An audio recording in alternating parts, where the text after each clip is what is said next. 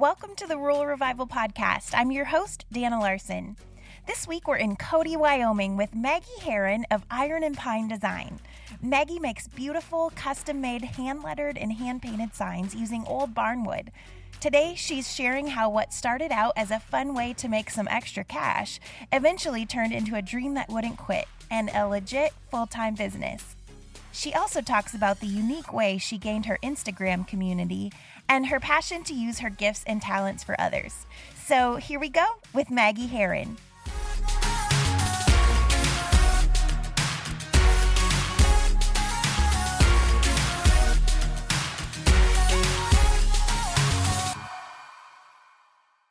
All right, well, we're here today in Cody, Wyoming with Maggie Haron of Iron and Pine Design Co. Maggie, thanks for being on the podcast. Thank you so much for having me. I'm so excited. Me too. Well, it's a big day for you. Yes, it is. And we'll maybe get into that a little bit later. But start out by telling us a little bit about you. Have you always lived here in Cody? I have not always lived here in Cody. I was actually born here, but I lived in Nebraska for about 10 years, which is where my mom's folks are from. And my dad, he built houses in Omaha, and I think it was like 2004, the housing market crashed, and so he lost his business, and they decided to move back to Cody, Wyoming, which is where his folks are from, and so he started working for his dad, building log homes, and since then he has started his own business called Nelson Log Restoration, where he goes in and restores log homes, and so that's been a huge part of our family is log homes, which is kind of fun. So I graduated from Cody High School in 2010, and throughout high school I was very interested in art and music. I have not a lick of athletic ability in my body, and so it was art and music for me. And so I took... Me too. I'm just so athletically challenged. It's not even funny. So I took every art class that I could while I was in high school. I think every year I took one. And I had one year where my teacher kind of discouraged me from art. She just said, like, I don't think you're getting it, just it's not your thing, So that kind of... I hit a blow in my spirit because I was like, I love art and my whole family's artistic. Like, I want to do it, So I got a little stubborn streak in me, and I was like, well, I'll just prove this person wrong and do my own thing. Yeah. And so art was kind of a way for me to just release, like, my emotions and all my thoughts for the day. I just would randomly just draw things, and I liked charcoal and watercolor and penmanship, and I started picking up how to do calligraphy. But never really made a thing out of it. Just was kind of a fun hobby for me. And until about, 2015, I was going on a missions trip. It was 11 countries in 11 months. It's called the World Race. And so I had to raise quite a bit of money. And so I was like, well, how could I raise money? And so I was just thinking of different options. There's bake sales and car washes, and I was like, well, I don't want to do any of that. I'm not good at baking. And so I was like, well, I could do something with art, and I had access to this junky old pallet wood, and so I made little signs. They were like 10 by 10, and just painted Bible verses on them, and started raising money, and sold them for $20 a piece, and kind of funded my way. And then I went on the World Race, and just still kind of dabbled in calligraphy and drawing and everything, and then got back to America. And for about 2 years, I worked 3 different jobs and just kind of didn't feel like, after such a high on going on a missions trip, like coming back and just working, it was like, what am I doing with my life? Like, this kind of sucks. Like, you're still living your life, but I didn't feel like in my heart or my spirit that I was doing what I was supposed to be doing. And I'm definitely the type of person that I need a purpose to feel like I'm doing something good, and doing something for others. And so I prayed and prayed, like, what did God want me to do? Did he want me to be a long-term missionary? Or I wasn't married, I wasn't dating anybody, and look, my heart's desire was to be married and have a family, but that was not in the picture at that time. And so I was like, well, I got to do something for me and then hopefully turn around and bless someone else, So I was like, well, I used to paint signs. Maybe I could try that again. And so I kind of started dabbling in that and needed a name. And I was really struggling coming up with something that was like kind of catchy and cute and me. And my best friend Amelia, she was like, what about the name Iron and Pine? And I was like, oh my gosh, I really like that. And so I immediately started working up like a branding. And loved it, but I just was like, I don't work in iron. Like, I'm not a welder. Like, I can't just go out and weld something and stick some pine on it. And so I was like, the name just felt false to me. And for months, I prayed about it. I just was like, I don't know what the heck to do. I really love this name. It keeps coming back to me, but it's not like me. Like, it's not true, you know? And so one day I just prayed. I was like, God, what does this name mean? Like, what do you want this, what do you want this to be? And immediately the verse Proverbs 27:17 popped into my head. And it's, as iron sharpens iron, so a friend sharpens another. And I was like, oh my gosh, there's my name, Iron and Pine. And I just prayed right then that if it's at all possible, that God would make me the iron in someone else's life by such a small, simple thing of making a sign for somebody. It's really, in a way, insignificant to some people, but it's like, I don't know, you could still use that gift and that talent to bless somebody. And maybe as they walk by it every day, they see that it was made with love and intentionality. Is that a word? Intentional? Intentionality? I think it's a word. Yeah. Anyway, we know what you mean. Yeah. That somebody else was thinking about them as they were making their sign. And so just started doing it. And I'm also not very tech savvy. And so I had to learn how to do it all by hand. I don't use any stencils or a Cricut or anything. Everything is hand lettered or hand painted. And so I think that's one thing that kind of sets me apart from other sign makers, is that it's all just done by my own hand, and which I love doing. Like, I'm looking back at the first couple signs I did, it's like, it's laughable. Like, I have a picture of it, of what they used to look like. And it's just so cool how I think if you put in the work, the hard work, God will bless it and you'll get better and better. And I mean, just in 4 years' time, like, my penmanship has gotten so much better. But that didn't happen overnight. Like, that was hard work, Yeah. And even just crafting the signs and building the signs, like, that just takes time to learn. Mm-hmm. And so put in the hard work, God will bless it.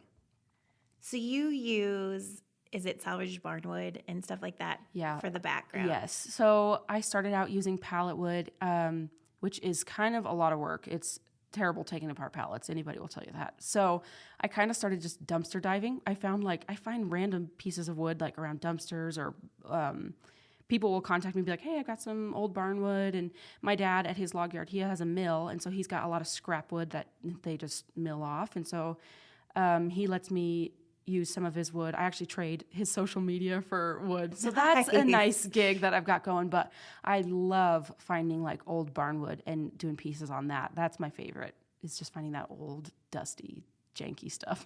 Yeah, absolutely. So as people started taking interest in what you were doing, how did you get the word out? And how did you, it sounds like it was maybe kind of a slow growing and expanding just as the demand kept growing. Yeah, so I started the business, actually started it about 2 years ago, a little less than 2 years. Started out really small, just a Facebook page. And then I was like, well, I should get an Instagram page, because I see a lot of businesses are doing well on Instagram. And so that started out as like, I was like 500 following. And I was like, yes, 500, that's so cool. And it just kind of like locally started growing. I got a lot of local orders, a lot of Montana orders. And then, so that went on for about a year, just very small. I was still working 2 or 3 jobs at that time and just kind of doing it on the side. I had never expected to do it full time. But then I think it was around last January, so 2019, I had an acquaintance approach me. And her husband used to do full-time sign business, sign making, for about 10 years, I think. And that was their full-time job, both of them. And they did a really great job, had a huge following on social media, and then God just called them out of it. And she was like, I don't want to. Like, I want to keep doing this. I love this, but God was persistent and just was like, you need to do something else and give this away. And so she approached me with giving me her Instagram, which had about 65,000 people following her. And she was like, I just don't want to see this community go to waste, and I want someone to take it over that has the same heart and same belief as I did. And so I prayed about it. I was like, that's taking over someone's baby. That's her business. Like, that's a huge undertaking. And then, like, would I be able to even do a good job, And so I prayed about it, and I felt a clear yes to take it. And when I did, it was maybe a month in of having that Instagram following that my business kind of blew open from doing, I can't even remember how many orders I got in 1 month, but it just was like overflowing and overwhelming to me just how many people were wanting custom made hand lettered signs, these little signs that I started out in my garage, like with pallets. Yeah. I know now people are wanting like a ton of them. And so that was a major blessing in my business, was just getting that account, because it just blew open the doors for all over the states. Like I'm getting them from Alaska and California, New York. I mean, they're just all over, rather than Cody, Wyoming, or, Nebraska sometimes. So, so that was huge. And I seriously cannot thank Nicole and her husband Will enough for just entrusting me with their business, their baby. So, wow. Yeah.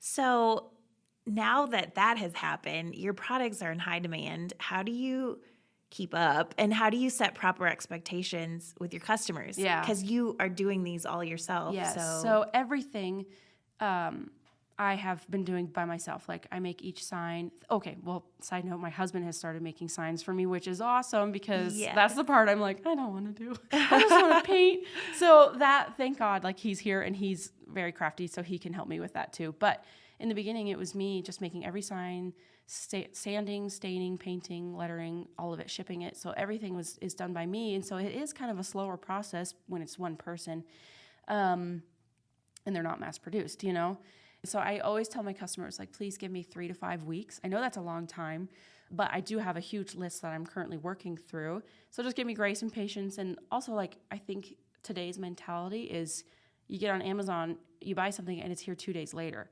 And so I think a lot of people have, like, anxiety about waiting 5 weeks for something that they paid for. And it's like, there's nothing showing for it yet, And so I'm just like, because it's me, just me, like I need a little time to get it done and do it well and do it properly, and ship it so that it's not going to fall apart as it comes to you. And so I just always remind people that. But I think it'll help because, like I said, I've always had a couple jobs and done this on the side. But today is my first day full-time with Iron and Pine. I had a really great job downtown on a cute little store called Olive and Pearl, and my boss was so great. And she was like, I want you to do what you want to do.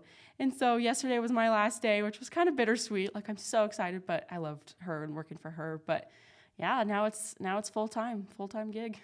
Amazing. Well, congratulations. Thank you. That is super exciting, and Thank you. so excited that I can be here today to celebrate with you. Yes. I did not know that coming in, so that was just a fun surprise. Yeah, so you mentioned shipping. Yes. I mean, just that word is daunting when you just think about what that entails. So how did you learn to navigate that? Over the last 2 years. I mean, it's changed. Because my signs are like, all of them are different sized, it was really hard to find any kind of boxes that would even fit them. And so I bubble wrap the heck out of them, and I make sure that their backs are like strong. Like I've dropped them before on purpose and they don't come apart, so I'm like, you got to make sure that your sign's put together well. And then I just bubble wrap them and wrap them in a couple sheets of like that sturdy construction wrapping paper. And then I print a shipping label and ship it through the UPS. I love the UPS. Our store here is awesome. The people that work there are phenomenal. But all that to say, I would rather give shipping to somebody else. I don't love shipping it. It's a lot of work. It is a lot of work. And it's expensive. I always feel so bad, like charging people. It's expensive to ship signs, Sure, yeah. So that's kind of a bummer, but it is what it is. Just part of it. Yeah. So do you come up with your own designs, or do you have people requesting, like, will you paint this phrase for me? Both. Okay. So a lot of my signs in my shop, in my online website, are some that I have come up with. But a lot of them are custom made. I get a lot of like verse requests or quote requests, a lot of like family names. And so I would say the custom signs are probably my top seller, people wanting their family name or a specific song quote or whatever, but I do enjoy the ones that I get to create because that one comes like right out of my heart, Yeah. So I love those ones, but I do love the custom ones too because it's like you're kind of a small part of someone else's home, Yeah. It's kind of a fun thing That they entrust you with. Yeah. Yeah.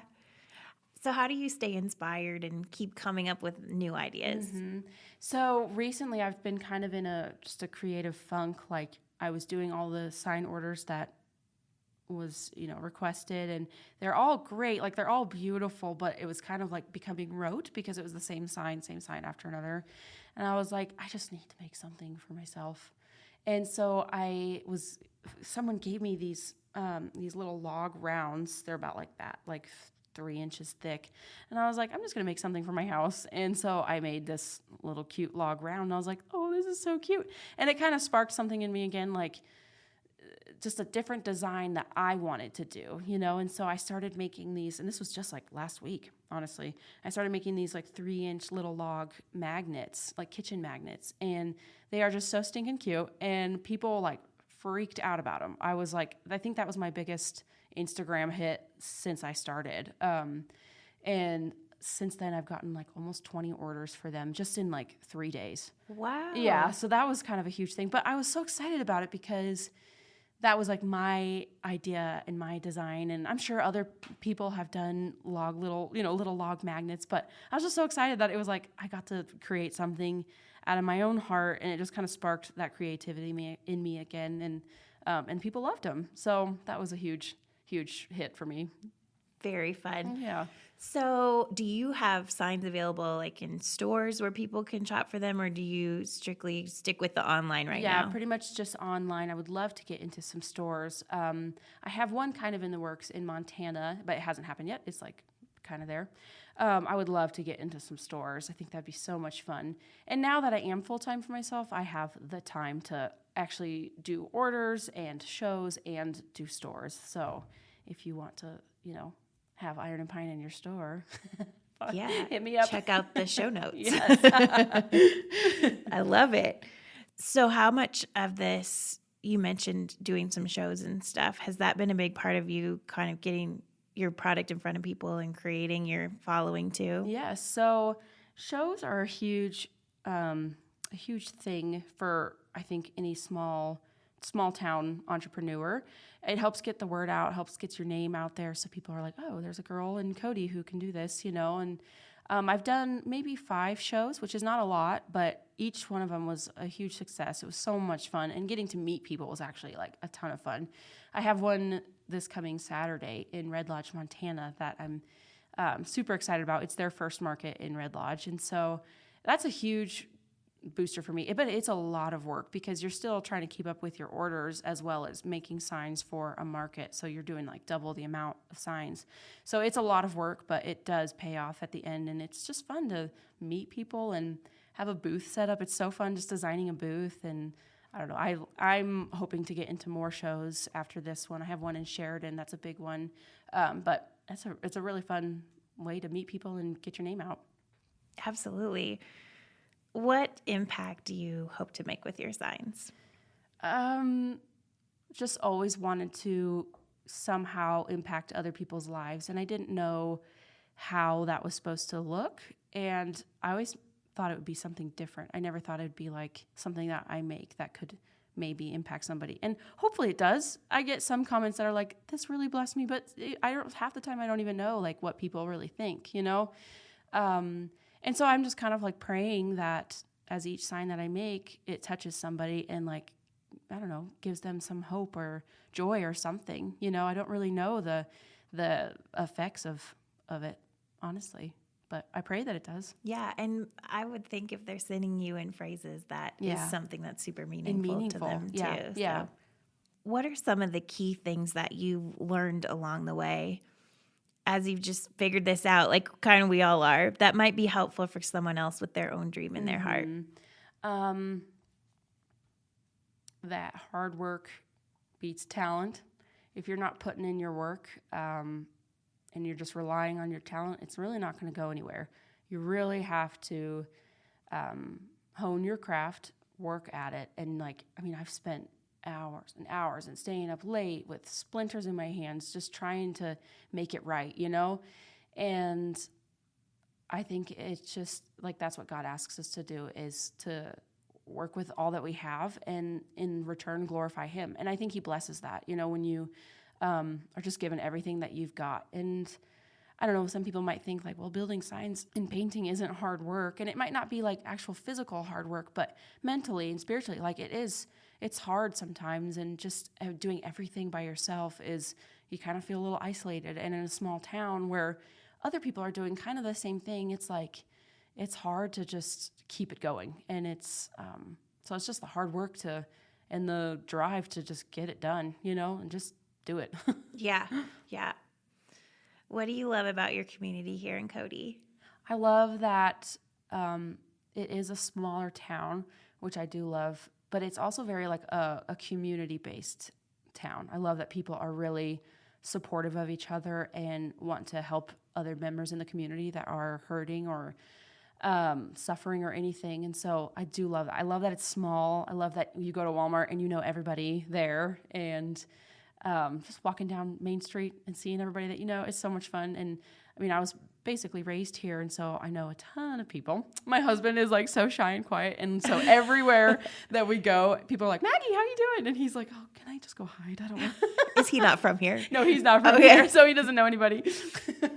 So that's kind of fun. But I do love this town. I love the mountains. I love the outdoors. I feel like they ground me. They inspire me to just keep on moving, keep on trucking. So totally a mountain girl through and through. Yeah, it's a good town. Yeah, it's a beautiful town, too. It's gorgeous, I know. Well, what's next for you and for Iron and Pine? Like I said, I'm now full-time, first day. Woohoo! And so I'm just going to keep on moving. Like, I don't know what God has for me. And I've always prayed since the beginning that if God wanted to shut these doors, that he would. And if not, he would just keep throwing them wide open. And so far he has. And so I'm just kind of running with that. I don't really have a long-term goal. I didn't ever think I'd be full-time. And, who knows how long that'll last. Like, things change as the wind blows, So I'm just kind of rolling with it, trying to come up with long-term plans, but also trusting God to figure it out. I can't. So yeah. Well, how do we follow along with everything you have going on? Well, I have a couple ways you can do that. You can either follow me on Facebook, which is Iron and Pine Design Co., or I have a website, which is www.ironandpinedesignco.com, or my Instagram, which is also Iron and Pine Design Co. And Instagram is probably my baby, where I make all my sales. So Instagram is a huge tool. It's awesome.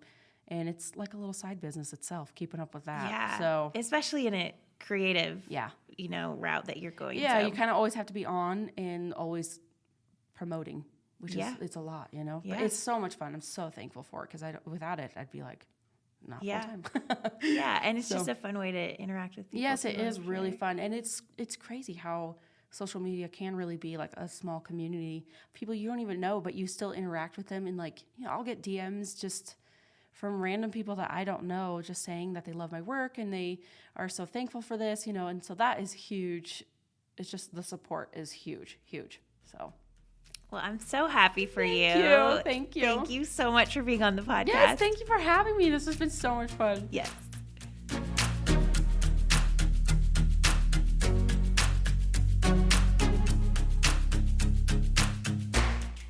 Well, I love that I got to be there with Maggie to celebrate her first day as a full-time entrepreneur.